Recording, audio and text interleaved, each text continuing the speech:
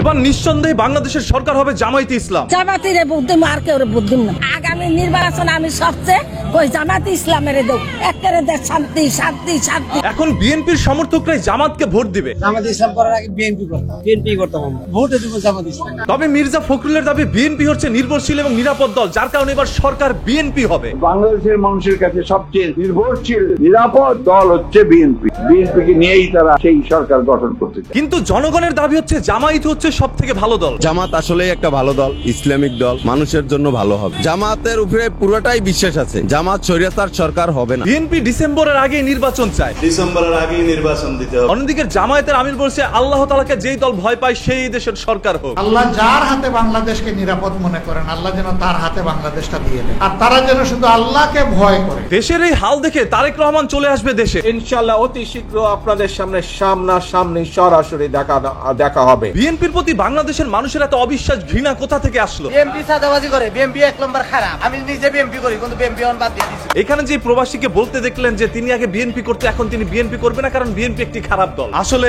এই হচ্ছে একজন জয় বাংলার লোক। প্রমাণ মিলছে ভাই, বিএনপি কে কারা এইভাবে জনগণের কাছে খারাপ বানাইতে চাচ্ছে। সরি বললে কি সব সমস্যার সমাধান হয়ে যায়? আর এটাই বিএনপির শীর্ষ নেতা থেকে শুরু করে কর্মী সদস্য কেউই বোঝে না। তারাই গিয়ে হাত মিলায় জয় বাংলার লোকের সাথে। এটা একটা অপরাধ। একটা সময় ছিল বাংলাদেশের মধ্যে নারায়ে তাকবীর আল্লাহু আকবার বলা মানে জামাত শিবিরের কর্মী। তৎকালীন বাংলাদেশের সরকারের কাছে আওয়ামী লীগ বিএনপি মানে হচ্ছে জামাত শিবির, তারা হচ্ছে জঙ্গি সদস্য। নারায়ণ তাকবীর আল্লাহু আকবার এটা আমরা জানি। বাংলাদেশের একটি নিষিদ্ধ দল যেগুলো জামাত ইসলামী, জামাত ইসলামের পক্ষ থেকে এই স্লোগানটা সাধারণত দেওয়া হয়ে থাকে। তবে যারা এতদিন জামাত শিবির আর বিএনপি কে নিষিদ্ধ করেছে, আজ তারাই নিষিদ্ধর পথে। জামাত বিএনপি ব্যান্ড হওয়ার পরে ওরা এখন আপনাদেরকে ব্যবহার করবে, আপনাদের নামটাকে ব্যবহার করবে। এটাই হচ্ছে ভাগ্যের খেলা। আর এই জন্য পেট নীতি বাদ দিয়ে মানুষ রাজনীতিতে আসে।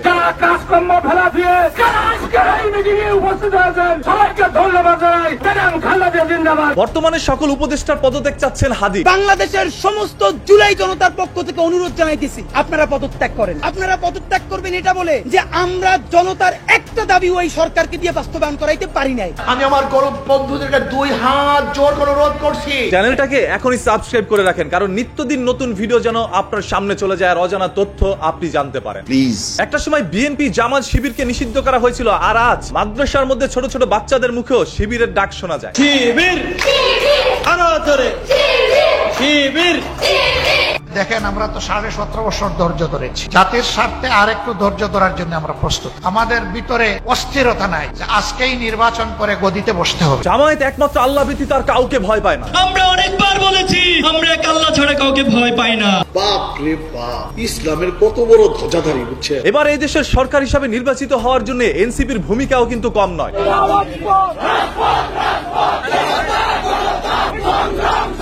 বিসমিল্লাহির রহমানির রহিম সংবিধানে রাখার জন্যই ছিল আমাদের জুলাই আন্দোলনের সংগ্রাম। এই বিসমিল্লাহির রহমানির রহিম সংবিধানে থাকতে পারে না।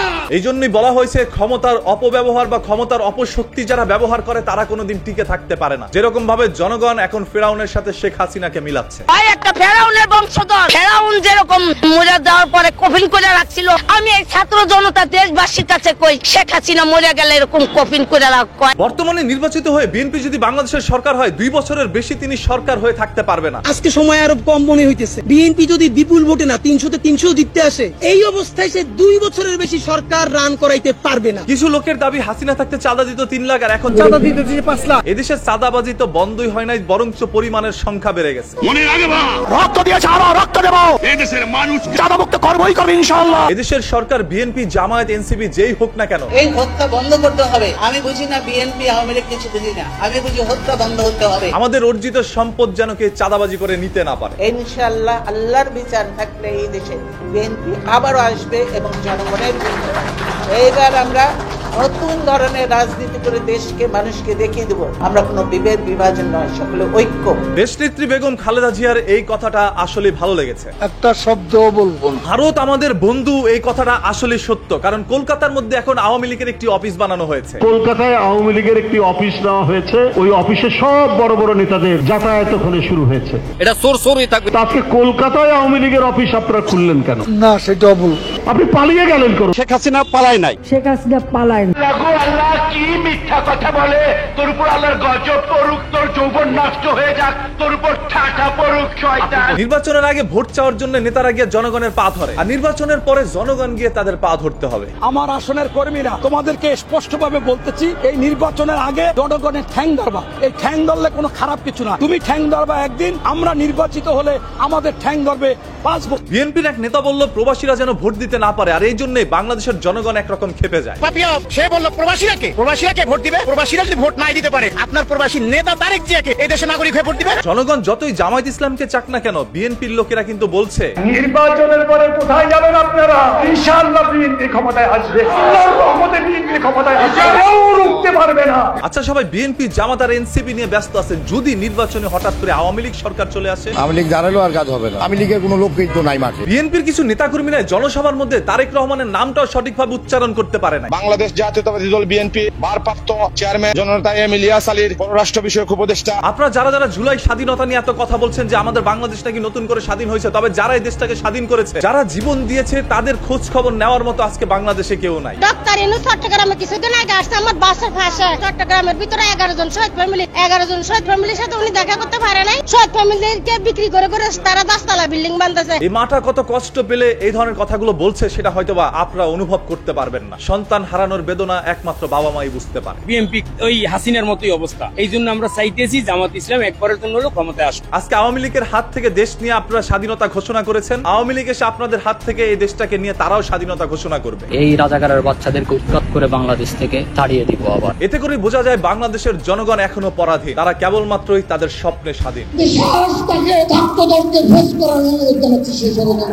এই দেশ শুধুমাত্র রাজনৈতিক দলের জন্য নয়, এই দেশ সাধারণ জনগণের। আওয়ামী লীগের আমলে তো আমরা ভালো আছিলাম, এখন আমি ভালো নাই। আমি একজন ট্রাকের ড্রাইভার, আমার 4 দিন ধরে টিপ নেই। 5 আগস্ট আগে আমাকে টিপের কোনো অভাব ছিল, আমার কাম ছিল। একজন ট্রাকের ড্রাইভারের এই কষ্ট দেখে হয়তো আপনারা অনেকটাই কষ্ট পেয়েছেন, তবে এটা আপনারা বিশ্লেষণ করে দেখেন না। মূলত বিষয়টা হচ্ছে এই ট্রাক ড্রাইভার যে ট্রাকটি চালাতো, সেই ট্রাকের মালিক হচ্ছে একজন আওয়ামী লীগের শীর্ষ নেতা, যেই নেতা জুলাই অভ্যুত্থানে দেশ ছেড়ে পালিয়েছে। সারা পলায় গেছে, কিন্তু আমাকে ক্ষতি করে দিয়েছে। সঠিক বলেছেন। এখন তার ট্রিপ ধরতে পারছে না, যার কারণে তিনি না খেয়ে আছে। এই দেশে যুদ্ধ করছে শেখ মুজিবুর রহমান।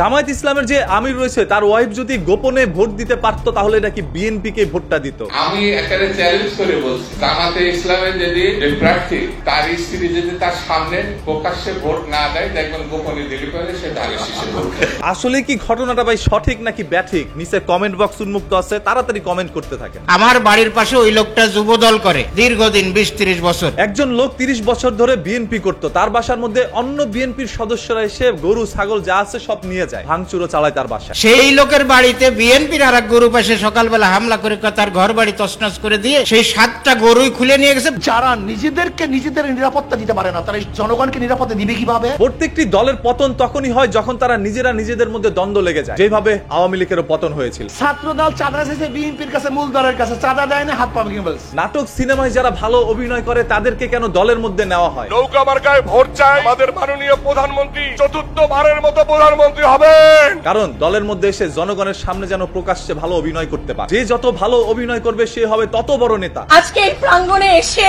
আমরা এক একজন চোখের পানি ধরে রাখতে পারিনি।